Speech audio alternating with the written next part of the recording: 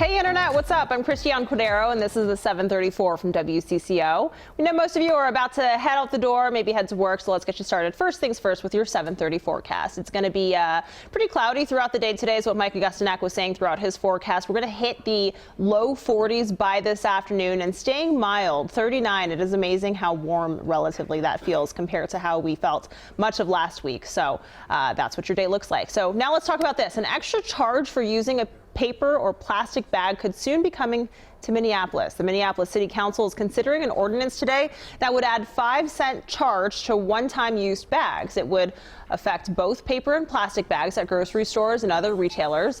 It's an effort to reduce the use of bags we only use once, but opponents are afraid that it will hurt small businesses or restaurants where every penny matters. So what do you think about this? The easy way to avoid paying the fee is to bring your own bag, but if you don't have any or if you forget, would you be okay paying a nickel? Would a nickel charge be enough incentive to just be that extra reminder? I know sometimes I leave my reusable bags at home on accident or in the car.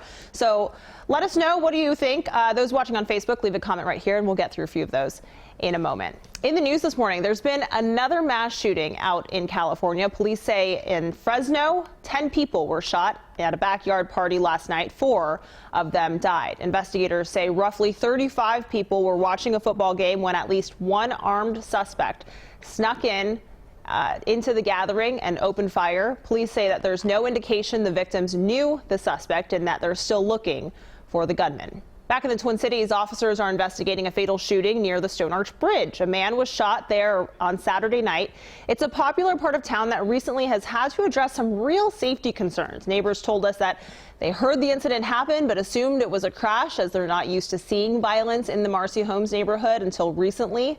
Police stress that the neighborhood's crime rate is still relatively low despite 2 homicides in the past month or so. And they also stress that people should stay vigilant. The fact that there is a lot of traffic and it is a pretty dense neighborhood means that we're probably going to get more than our share of crime. I just think it causes you to take a second look at things and be really conscientious of when you're going out and what you're doing when you're out.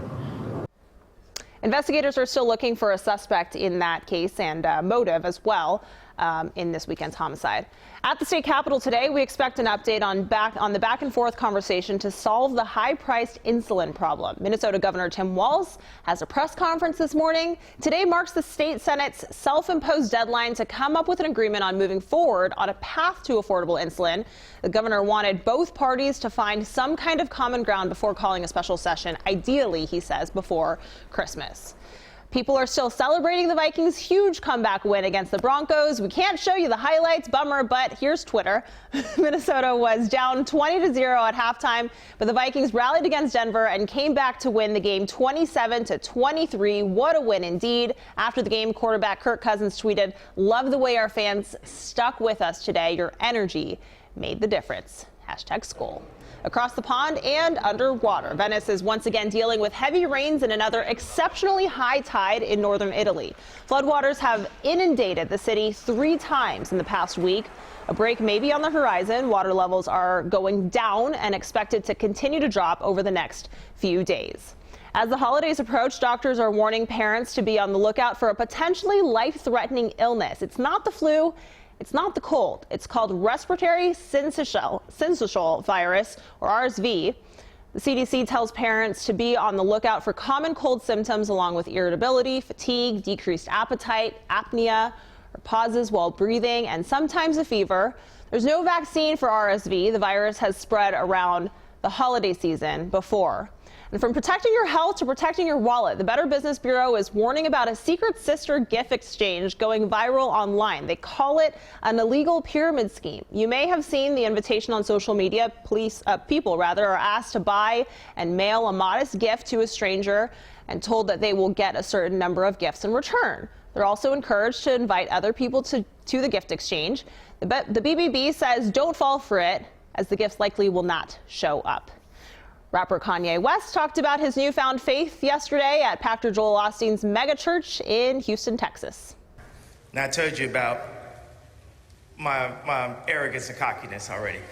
Now, the greatest artist that God has ever created is now working for him.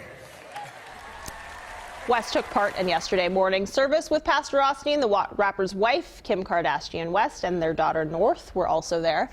Then last night, West and his gospel choir performed at the rapper's Sunday service experience at the same church. Ford is putting a new spin on a classic car. This is the all-electric Mustang Mach-E SUV crossover. It starts at $44,000. It seats 5 people, can travel up to 300 miles on a full battery, and it's meant to compete, of course, with Tesla's lineup of fully electric vehicles. Tesla founder and CEO Elon Musk congratulated Ford on this new vehicle. No more double cups at Dunkin'. A new campaign is alerting customers that they will no longer be allowed to use a foam cup for extra insulation for iced drinks. The coffee chain is phasing out foam cups for paper ones, which are more environmentally friendly. Today we say happy birthday to Mickey Mouse and Minnie Mouse. They both turned 91 today. Don't look a day over, I don't know, 12 maybe? Hard to tell, they're mouses. But they did make their big debuts in the animated movie Steamboat Willie on November 18th, 1928. Walt Disney admitted privately in 1933 that Minnie and Mickey were married, but it's never been officially stated. Okay, let's get back to today's talker. We're going to bring in WCCO's digital guy, Jonathan. Jonathan, what are people saying about this potential nickel fee on plastic and paper bags? They're saying a number of things today, but mostly they're cool with paying it or just using their own bag. But we do have Debbie saying that apparently they tried this in Texas, and she says it was a big bust there, and they changed the policy shortly afterwards. A lot of other states have done it, right? I mean, there's a dime fee there was a dime fee in California before they just straight up banned, I think, plastic. I could be wrong about that. Or didn't the Don't story quote me on like it. Minneapolis tried to do this 2 years ago, and then the state came in and said that you Yes, they can't. That you can't ban bags, like, yeah, completely. But that's different from but we that also fee. have people like Chris saying like, well, some of these plastic bags, they aren't just single use. They'll like take them home and use them as like a small garbage bag. Yep. And so, they're saying it's not quite fair to just say like they're just, just totally trash. If you reuse them in other ways, then yeah, that's interesting. Then we have a lot of people like Catherine who just say like, they bring their like cloth bags everywhere now, and they've just adapted to this. And we have Pappy Primo, who may or may not be related to our other digital guy here. And he says they should just do away with these kinds of bags altogether. Okay, interesting stuff. Thanks so much, Jonathan. Appreciate it. This is the 7:34, and that's all from us here at WCCO. And most of the Twin Cities are on the go, so why not make us your place for mobile news? We'll be back here tomorrow at 7:34, and until then, be nice to each other out on the internet.